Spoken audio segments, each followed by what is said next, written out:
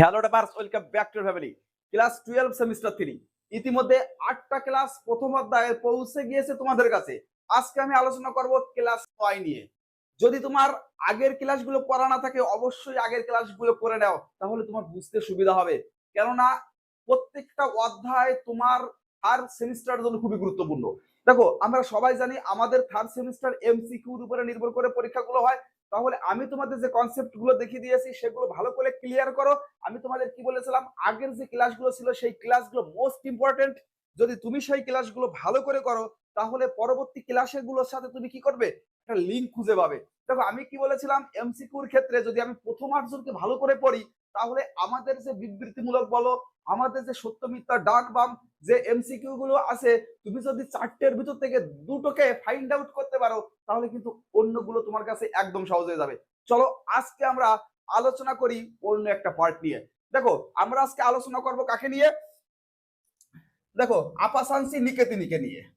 এই জায়গাটা কিন্তু আমাদের খুব ভালো করে দেখতে হবে। দেখো, আমি তোমাদের প্রথম দিনই বলেছিলাম যে সব থেকে গুরুত্বপূর্ণ হচ্ছে কোন সময় সে ভারতবর্ষে পদার্পণ করেছে, এটা আমাকে ভালো করে দেখতে হবে। দেখো, আপাসানসি নিকিতিনি ছিলেন পঞ্চদশ শতাব্দীর একজন রাশিয়ান বণিক। তাহলে রাশিয়ানটাও খুব ইম্পর্টেন্ট।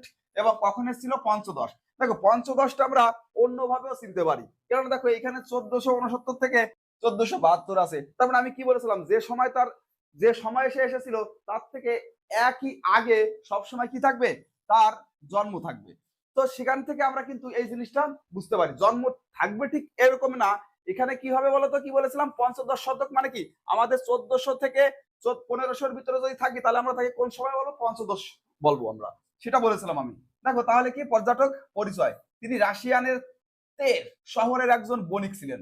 ভাস্কো দা গামার ভারতে আসার প্রায় 30 বছর আগে 1469 থেকে 1472 তিনি ভারতে আসেন। তাহলে দেখো, আমরা এখানে এই জায়গাটা কিন্তু খুব ইম্পর্টেন্ট। তিনি রাশিয়ার কোন শহরের একজন বণিক, এটাও খুব ইম্পর্টেন্ট। তিনি একজন কি ছিলেন?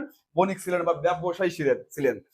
দেখো, তারপরে যদি আমরা দেখি যে ভ্রমণ বৃত্তান্ত, তার বিখ্যাত ভ্রমণ ডায়েরির নাম 3 সমুদ্রের পারে যাত্রা। এটাও কিন্তু খুব গুরুত্বপূর্ণ, ইম্পর্টেন্ট। দেখো, 3 সমুদ্রের যাত্রা, তাহলে সেই 3টে সমুদ্রের নাম কি? চলো দেখে নাও, নিচে আছে দেখো। একটা হচ্ছে ক্যাসপিয়ান সাগর, আরেকটা হচ্ছে কি আরব সাগর, এবং আরেকটা কি কৃষ্ণ সাগর। এই 3টে সাগরের নাম কিন্তু আমাদের খুব সুন্দর করে মাথায় রাখতে হবে। এই 3টে সাগরের নাম দিয়ে কিন্তু তোমার পরীক্ষা প্রশ্ন থাকবে। দেখো, বোঝানো হয়েছে। আর আমরা তোমাকে এই পড়ানোর পরে যে এমসিকিউর যে সিরিজ আছে বা এমসিকিউ নিয়ে যে আলোচনা করছি আমরা, তাতেও কিন্তু তুমি এই এমসিকিউটা পাবে। আমি যখন সেটাকে পড়াবো তখন তোমাকে আমি রিমাইন্ডার করে দেবো। চলো দেখা যাক তারপরে কি ভারতের বর্ণনা।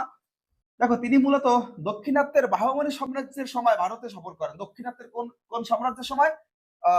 বাহমনি সাম্রাজ্যের সময়। দেখো, আমরা এর তৃতীয় অধ্যায় পড়ব যে বিজয়নগর সাম্রাজ্য, তারপর কি বাহমনি সাম্রাজ্য সম্পর্কে পড়বো, যে এই সাম্রাজ্যগুলো কোথায় ছিল?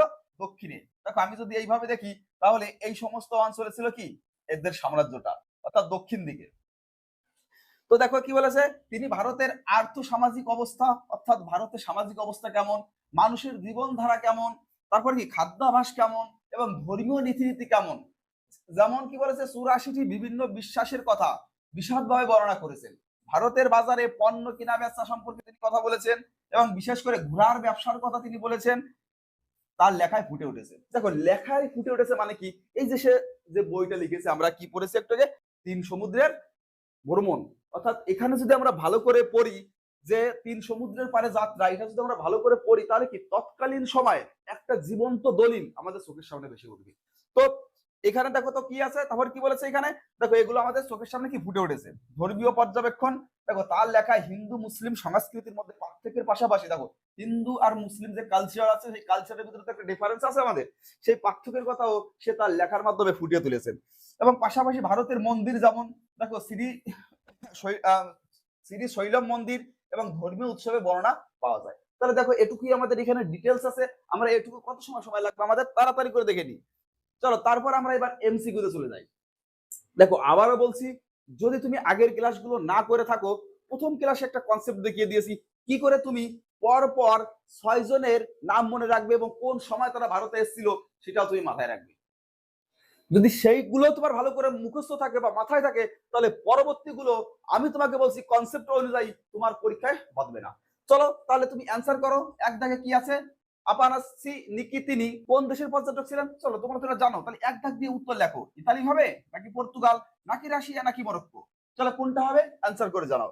দুই দাগে আফানাসি নিকিতিনি কত সালে ভারতে এসেছিলেন? চলো কত সালে? 1498, 1469, 1334 নাকি 1526? তাহলে অ্যান্সারটা কি হবে? 1469। তাহলে চলো আমরা 3 নম্বরে চলে যাই এখন। দেখো, নিকিতিনির বিখ্যাত ভ্রমণ বৃত্তান্তের নাম কি? আমি শিওর তুমি এই প্রশ্নটার অ্যান্সার অবশ্যই দিতে পারবে। হ্যাঁ, তুমি অবশ্যই পারবে এটা। তাহলে 3 দাগ দিয়ে কি করো, অ্যান্সারটা লিখে দাও। এ হবে না বি বা ক খ গ ঘ, কোনটা অ্যান্সার হবে তুমি কমেন্টে অবশ্যই জানাবে। দেখো 4, তিনি ভারতের কোন বন্দরে প্রথম অবতরণ করেছিলেন? কালিকট নাকি সুরাট নাকি সাউল নাকি তাম্রলিপ্ত? তাহলে দেখো, তাহলে তিনি ভারতের কোন বন্দরে প্রথম অবতরণ করেছিলেন? আমাদের কি হবে? সাউল হবে। তারপরে দেখো, ভারতে আসার সময় নিকিতিনি তার সাথে বিক্রয়ের জন্য এনেছিলেন কি? এটা তো আমরা সবাই পারবো। চলো 5 দাগ দিয়ে কমেন্টস করো। রেশম হবে নাকি ঘোড়া নাকি নীল নাকি গোলমরিচ? চলো 6 দাগে, নিকিতিনি যখন দক্ষিণ ভারতে আসেন, তাহলে দেখো তিনি কোন ভারতে এসেছিল সেটা আমাদের মাথায় রাখবে। তাহলে কোন ভারতে, এটা আমরা তাড়াতাড়ি করে এইভাবে একটু চোখে দেখে নিই। দেখো, এটা যদি উত্তর হয় তাহলে এটা কি পশ্চিম, এটা কি পূর্ব, এটা কি দক্ষিণ। তাহলে কোন ভারতে এসেছিল? দক্ষিণ ভারতে, মাথায় রাখবে কিন্তু। দেখো, কোন সাম্রাজ্যের শাসন চলছিল তখন?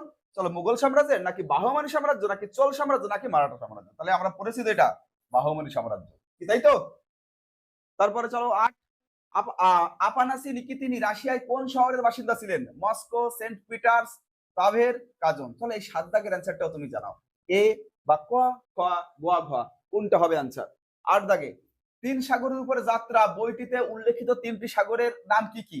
আমি তোমাকে বলেছিলাম যে এর উপরে বেস করে একটা এমসিকিউ আছে, তখন তোমাকে ভালো করে বলেছিলাম। চলো তুমি এই অ্যান্সারটা দিয়ে দাও।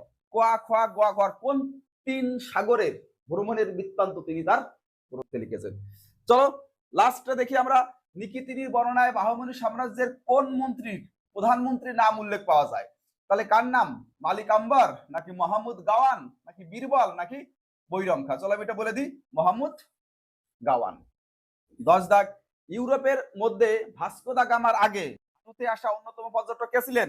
মার্কো পোলো নাকি আপানাসি নিকিতিনি নাকি ইবন বতুতা নাকি ফাহিয়েন? কার আগে? মাথায় রাখো, ভাস্কো দা গামার আগে। আমরা পড়েছিলাম, তাহলে আনসারটা কি হবে? অবশ্যই আপানাসি নিকিতিনি। তাহলে দেখো, এই ছিল তোমার ইম্পর্টেন্ট 10টা এমসিকিউ এখান থেকে। আবারও তোমাকে একটা কথা বলছি, যদি আগের ক্লাসগুলো না করে থাকো অবশ্যই আগের ক্লাসগুলো করে নাও, তাহলে তোমার পরের ক্লাসগুলো বুঝতে বেশি সুবিধা হবে। যদি ক্লাসগুলো ভালো লাগে অবশ্যই ভিডিওটা কি করো, শেয়ার করো, এবং আমাদের যে হ্যালো টপার্স ইউটিউব চ্যানেল আছে এটাকে সাবস্ক্রাইব করো। কেননা এখানেই তোমাকে 40 মার্কের সম্পূর্ণ ধরে ধরে এইভাবে আমরা কভার আপ করবো প্রত্যেকটা ক্লাস। ধন্যবাদ।